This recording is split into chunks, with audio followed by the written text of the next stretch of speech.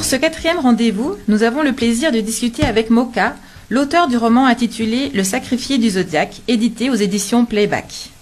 Je vous propose un bref résumé de ce roman. Maxime Dancourt, détective privé, est engagé par Vianney de la Tour de Haut-de-Lange pour enquêter sur un sordide fait divers datant de 1996, appelé le massacre de Venise. Lors de ce massacre, 12 adolescents, chacun étant d'un signe astrologique différent, ont été tués dans des circonstances terribles. En examinant la vidéo de l'enterrement, Maxime découvre quelque chose d'étrange. Les parents des victimes manifestent peu de tristesse. De plus, ce massacre a eu lieu une année bissextile, une année à 13 lunes, tout comme 2012.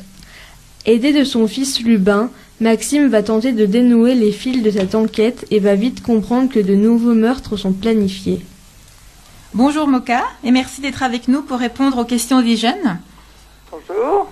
Nous allons commencer par faire un petit tour de table pour nous présenter à tour de rôle. Donc moi je suis Nathalie, je travaille à la médiathèque où je co-anime le prix Ado. Bonjour, je m'appelle Mallory, j'ai 14 ans et je suis en 4e.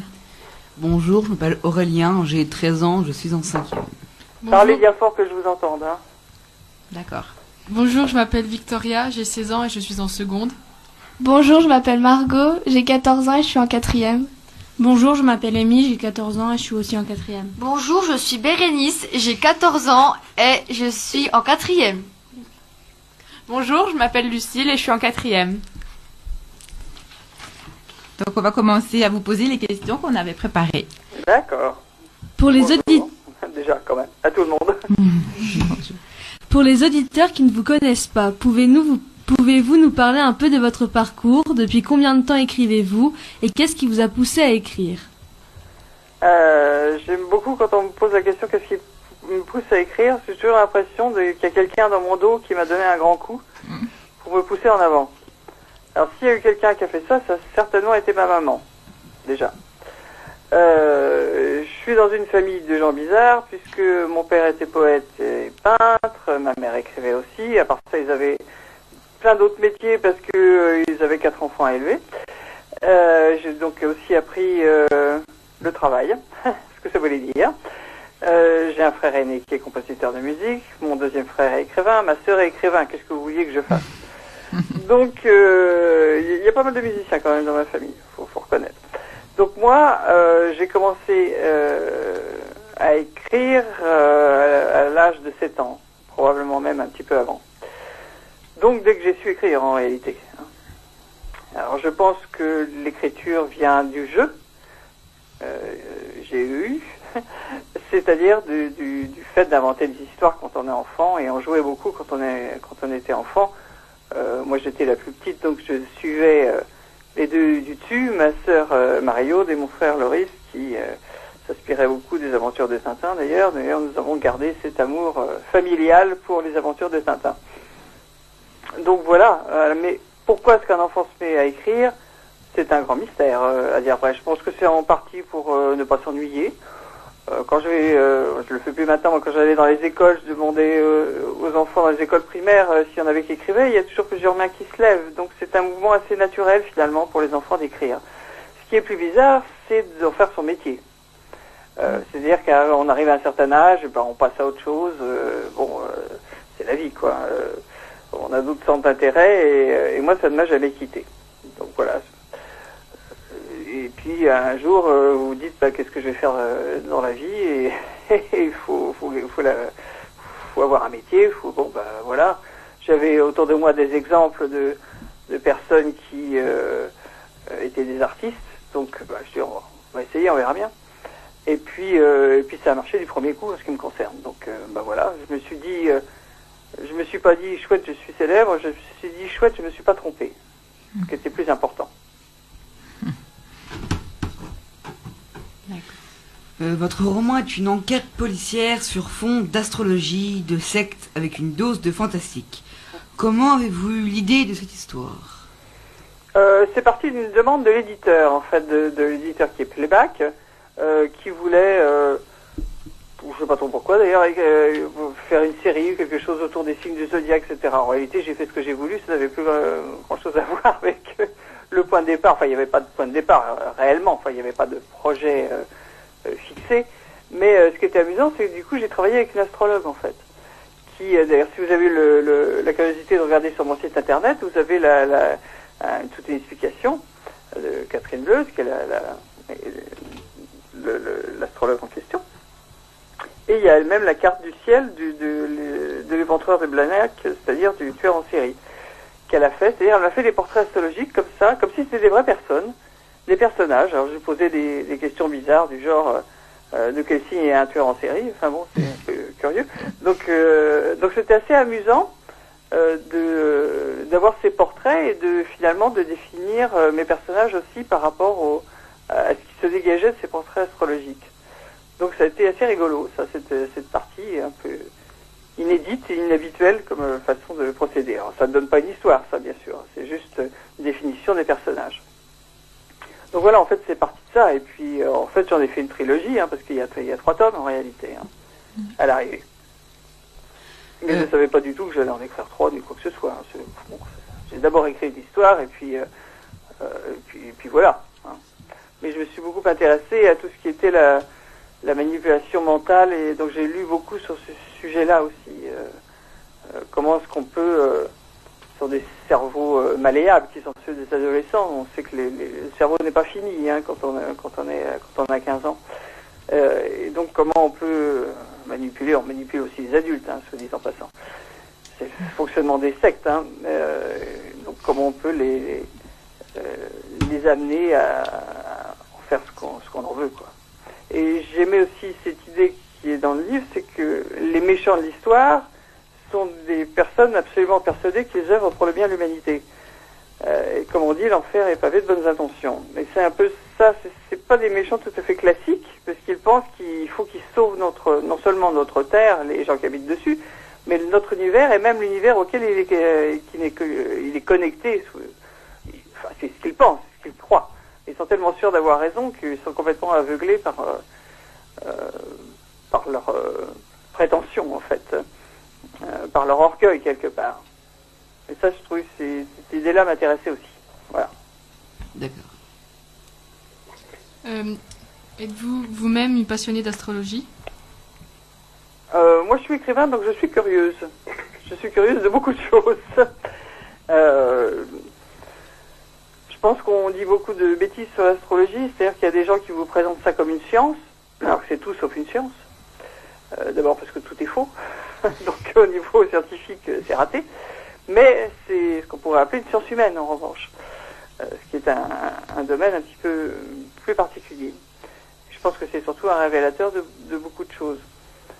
Mais bon, je lis pas mon horoscope tous les jours non plus. Je suis pas du tout dans ce registre-là. Mais je suis curieuse. Je demande à voir. Donc pour comprendre, il faut étudier aussi. Donc je m'y suis intéressée d'assez près. Voilà. On a beaucoup aimé les personnages de Maxime Dancourt, le détective privé, buveur de café et amateur d'Alfa Romeo, et la relation complice qu'il entretient avec son fils, Lupin, un adolescent déscolarisé, qui va l'aider dans son enquête. Autour d'eux gravitent beaucoup d'autres personnages. Comment procédez-vous pour les créer ?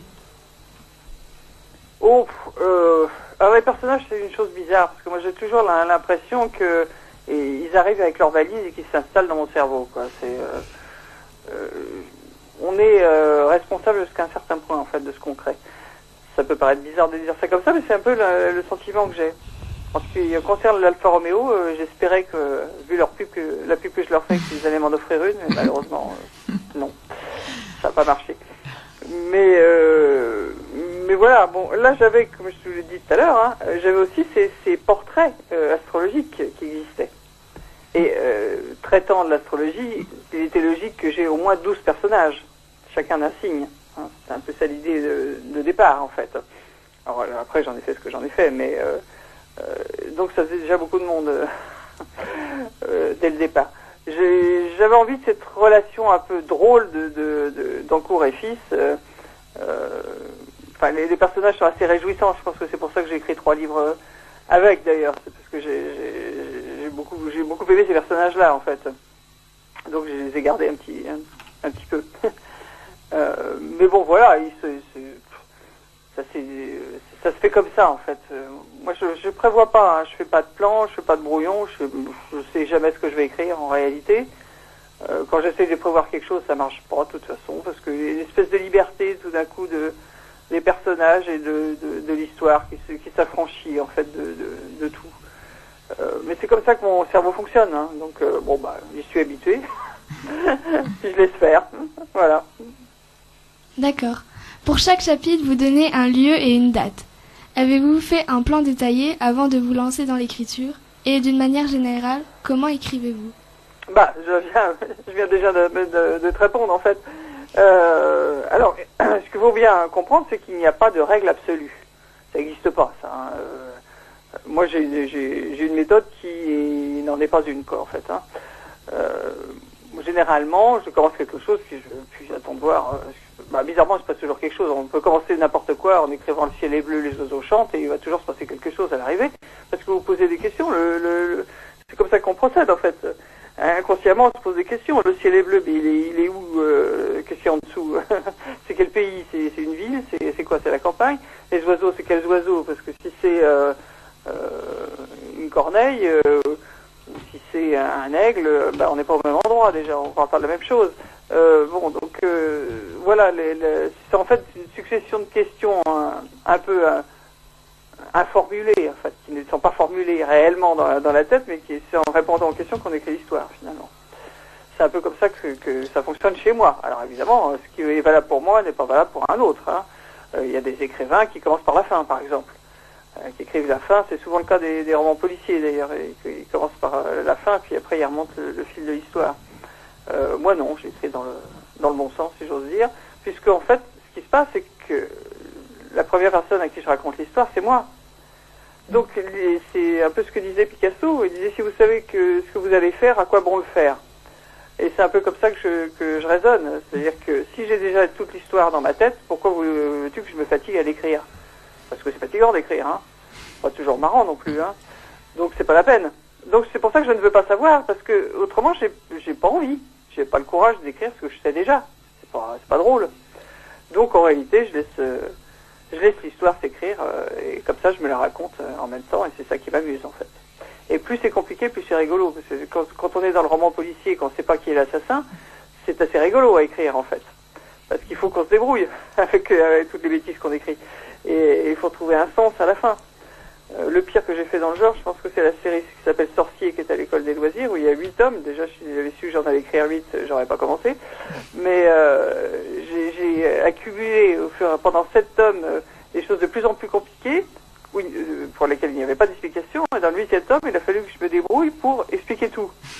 Ce qui est un jeu, hein, vraiment. Et c'est un jeu très risqué, parce que les tomes étaient imprimés au fur et à mesure où je les écrivais, donc je pouvais pas revenir en arrière pour changer quoi que ce soit. Donc c'est un risque, hein, aussi, mais moi ça m'amuse de faire ça, en fait. Et la série 12, dont fait partie les sacrifiés du Zodiac, ils n'échappent pas à cette règle-là. Hein. C'est aussi comme ça que j'ai fonctionné. À vous. Alors, qu'est-ce qui vous inspire? Avez-vous des auteurs préférés? Non. D'ailleurs, quand on me pose des questions, avez-vous une musique préférée, une couleur préférée, etc., je réponds pourquoi choisir. Moi, j'aime tout, et je n'aime pas tout. Mais je n'ai pas je fais pas de catégorie. Je regarde, je m'intéresse. Après, je décide si j'aime ou pas. Mais je n'ai pas de source d'inspiration particulière. Je n'ai pas de modèle. Il y a des auteurs que je peux admirer, mais ça s'arrête là. Les lieux de l'intrigue de votre histoire se passent dans le sud-ouest, entre Toulouse, Carcassonne et Foix. Pourquoi avoir choisi ces lieux? Déjà parce que ce sont des lieux très chargés. C'est à peu près toute la France, faut reconnaître. Mais c'est aussi, c'est des villes comme Carcassonne, c'est quand même un endroit extrêmement particulier. Il y a aussi le pont du diable et tout dont je parle aussi dans l'histoire. Enfin, il y a beaucoup de choses très très intéressantes par là. À part ça, il n'y a pas plus de raisons que ça en réalité. Hein, mais voilà, j'avais envie de cette délimitation, délimitation géographique. Donc j'ai travaillé beaucoup avec les guides routiers d'ailleurs pour avoir tous les détails, etc. Et comme je donne des dates qui étaient, bien que j'ai commencé à écrire en fait à la même période, c'est-à-dire j'ai commencé à écrire en 2012, donc qui est l'année où les choses se passent, j'ai tout vérifié dans les détails. Il y a probablement que moi qui le sais. Enfin maintenant vous allez savoir aussi. C'est que j'ai vérifié par exemple quand je dis que le 12 janvier il pleut, j'ai été vérifier sur internet la météo sur la région pour savoir s'il pleuvait bien le 12 janvier. Donc à chaque fois que je dis ce genre de choses, c'est vrai. Je l'ai vérifié. Bon, ça fait partie du plaisir personnel de l'écrivain d'être impeccable sur tout ce qui concerne les détails, en fait.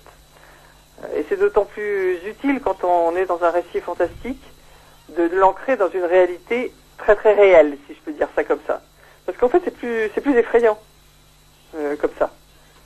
Quand on a les références de la réalité, dans le 3e tome, c'est même l'élection de François Hollande, à cette période-là.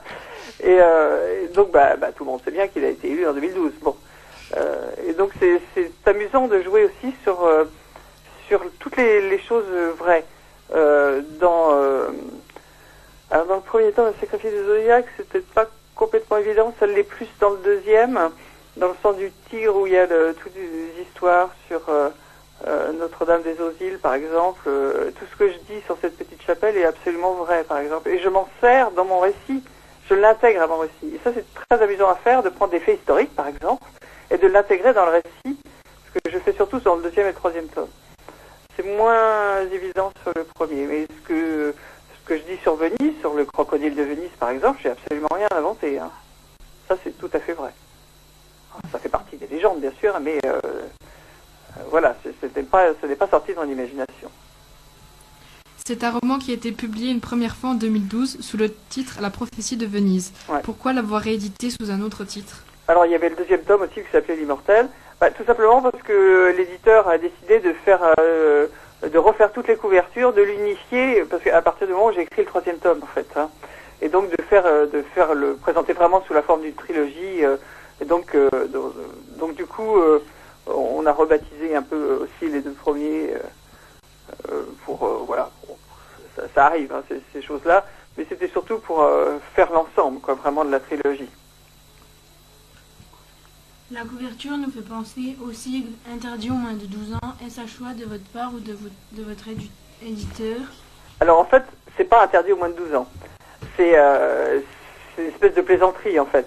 On a mis un cercle, il y a écrit 12, et ils ont mis un trait sur le côté, ce qui fait qu'on a l'impression qu'il y a écrit moins 12. Ce qui est pas tout à fait faux par rapport à l'âge des lecteurs, parce que ça s'adresse quand même pas à des jeunes lecteurs. Mais en fait, c'est un truc de graphique en fait. Hein, mais du coup, ça donne un truc assez amusant. Voilà, mais ça n'a pas plus de sens que ça. Hein. Et comment se passe votre collaboration avec votre maison d'édition?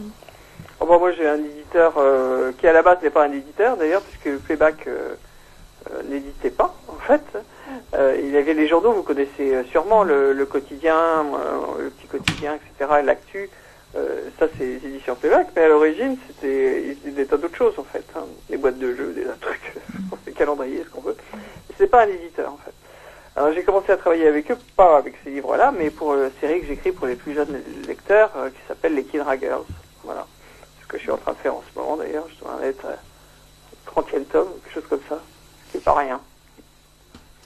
Donc mes relations avec cet éditeur, peut-être parce que là-bas c'est pas un éditeur, il résonne pas tout à fait comme un éditeur normal, et donc c'est un vrai bonheur de travailler avec eux, ça je dois reconnaître que ils savent, très honnêtement, des livres comme la série 12, ils savent très bien que c'est pas ça qui va les rendre riches. Mais ils l'ont fait d'abord parce qu'ils aimaient les livres, et puis ils l'ont presque fait pour me faire plaisir en fait. Mais ils en sont très heureux, mais ils savent très bien que c'est pas ça qui va leur apporter de l'argent, parce que c'est comme ça. Hein, les livres pour les adolescents, ça c'est toujours plus difficile. Pour les plus jeunes, il y a plus de lecteurs. C'est parce que vous évidemment, vous n'êtes pas concernés, mais vous êtes un club lecture, donc vous êtes des lecteurs. Mais beaucoup de vos petits camarades sont pas des lecteurs. Mais justement, c'est des clients qui m'intéressent aussi, parce que comment faire lire aussi des clients difficiles, c'est le boulot des écrivains comme moi aussi de les tenter et de leur donner envie de lire et de donner le goût de la lecture. Voilà. Vous travaillez aussi comme scénariste et dialoguiste pour le non, plus maintenant. Pour le cinéma et la télévision. Aimeriez-vous que les aventures de Maxime et Lubin soient un jour portées à l'écran? Alors déjà, moi, j'ai jamais cherché. On est venu me chercher à chaque fois que j'ai fait quelque chose. Il y a ça fort longtemps maintenant, parce que d'abord, je suis très occupé. On peut pas tout faire dans la vie. Alors évidemment que moi, je pense que ça ferait des super films, c'est sûr. Hein, mais ça ne dépend pas de moi. Alors si tu connais un producteur, faut pas te gêner. Avez-vous des projets d'écriture en cours et de quoi avez-vous envie de parler dans votre prochain roman pour ados? Ah oula, mais malheureusement, le prochain roman pour ados, ils sont pas, c'est pas d'actualité, hein, parce que j'écris pour ce qu'on pourrait appeler les pré-ados surtout. C'est la tranche des 9-12, c'est-à-dire un petit peu plus jeune que vous. Donc là, je suis très occupé parce que la série des Kindergartens cartonne particulièrement. Donc, voilà, il faut que j'en sorte au moins 3 par an, dont un souvent est un tome hors série, donc double en fait. Et j'ai une autre série conjointement qui s'adresse quand même à la tranche de lecteurs un petit peu plus âgés. Parce que les Kindergartens, j'ai des lecteurs de 7 ans. Hein. C'est des bons lecteurs pour moi. Mais l'autre série, c'est Oh Pénélope. Et là, j'allais dire, je m'amuse un peu plus parce que je suis un peu plus libre de ce que j'y fais, en fait. Mais ça va être une série assez limitée en durée. Mais pour les ados, pour le moment, moi, je n'ai pas le temps. Alors, l'école des loisirs, qui était mon éditeur pendant très longtemps, qui voudrait bien que je revienne à la maison. Mais voilà, moi, c'est pas que je veux pas, c'est que tout simplement, je n'ai pas le temps. Je travaille déjà tous les jours. Je ne prends jamais de vacances, pour ainsi dire, donc je peux difficilement faire plus que je ne fais déjà. Je me plains pas, hein, mais voilà, je travaille tout le temps. Et c'était compliqué pour moi de réussir à prendre le temps justement d'écrire la trilogie, parce que vous avez remarqué que c'est des gros livres, surtout le 3e, qui est vraiment très, très long. Donc ça veut dire quand même un certain nombre de mois de travail, hein, tout ça. Et il a fallu que je me débrouille, parce que je ne pouvais pas arrêter le reste. Et j'ai bénéficié d'une petite avance avec la série Oh Pénélope parce que j'avais 4 tomes qui étaient déjà écrits en réalité, que j'ai récupéré d'un autre éditeur, et que donc j'ai repris cette série. J'ai écrit un premier tome qui n'existait pas, mais après j'ai eu cette possibilité de ces 4 tomes qui préexistaient et qui donc m'ont permis de me libérer pour pouvoir écrire 12. Voilà. Mais ça, bon, c'est un coup de chance. Maintenant, malheureusement, mon avance, elle est terminée, et il faut que je continue d'écrire. D'accord. Quel est votre style littéraire? Parce que, voilà, quel est votre style littéraire? Le mien? Oui, oui. Oh, je sais pas ce que tu veux dire par style, déjà. Tu veux dire dans quel genre? Oui, dans quel genre? Plus... Le style, pour moi, ça veut dire autre chose. Hein. En fait, j'en ai pas, parce qu'en réalité, je change allègrement de genre. Ce que je fais pas vraiment, c'est les romans historiques, par exemple. La science-fiction pure et dure... pas tout à fait non plus, même si des fois ça peut friser un peu la science-fiction, mais c'est un genre très particulier. La science-fiction, c'est une mauvaise traduction de science fiction. En réalité, en français, on aurait dû dire fiction scientifique, ce qui change beaucoup le sens. Mais j'ai pu écrire de l'heroic fantasy avec Sorcier, qui est, bon, c'est Harry Potter visité par des Monty Python un peu. Je fais des romans policiers, réellement policiers. Les Sacrifiés des Zodiacs, il est hybride en fait, puisque c'est à la fois le roman policier et aussi on marche sur la frange du fantastique en permanence. Le mélange des genres, ça existe aussi. Hein. On peut écrire un roman d'amour en même temps qu'un roman policier, ce que j'ai fait avec La Chambre du Pendu par exemple. Là, les livres que j'écris pour les plus jeunes, les Kindergartens, sont des aventures, mais ce sont aussi des livres très documentés. Je passe mon temps à lire des guides touristiques. Pour écrire ces livres-là, on apprend beaucoup de choses sur tous les pays du monde, même si ça reste des romans qui sont plutôt des histoires d'amitié entre les personnages, des aventures, éventuellement histoires d'amour, pourquoi pas d'ailleurs. Il y a un mélange de genres et aussi une tranche fantastique d'ailleurs dedans. Donc on peut mélanger les genres, hein, c'est pas interdit. Mais moi je ne suis pas fixé particulièrement. Il y a des livres que j'écris qui sont d'un côté plutôt sociétal, ce qui est le cas de la série Au Pénélope, qui sont en même temps, je pense, assez drôle à lire. J'aime bien faire rire et pleurer en même temps, d'ailleurs. Je trouve d'ailleurs on rit d'autant plus qu'on a pleuré. Donc voilà, moi je suis pas spécialisé dans un genre particulièrement, mais c'est vrai que quand j'écrivais pour l'école des loisirs, j'étais quand même très connu pour les livres fantastiques, ça c'est sûr, qui était à la limite du livre d'horreur d'ailleurs, pour beaucoup. Dans les sacrifiés du Zodiaque, quel est votre personnage préféré? Déjà moi j'aime bien les méchants en général, mais j'avoue j'ai une certaine sympathie pour les ventreurs de Bergerac, qui mérite un personnage intéressant. Hein. C'est souvent les méchants qui font les bonnes histoires, faut bien dire, pour leur rendre justice. Hein. C'est un bon méchant, hein, on n'a pas fait mieux. Hein. Mais c'est vrai que le couple Maxime lui-même me plaît beaucoup, c'est sûr. Et j'aime bien le personnage d'Agnès parce qu'elle est complètement dingue. Et ça m'amuse aussi. Mais en fait, j'ai de la sympathie pour pas mal de ces personnages. Fragance et sa mère, par exemple, qui sont intéressantes aussi. Bon, en général, je pense que les écrivains peuvent avoir une sympathie particulière pour un personnage parce qu'il leur ressemble, par exemple, hein, ou parce qu'ils disent des choses ce que pense l'écrivain.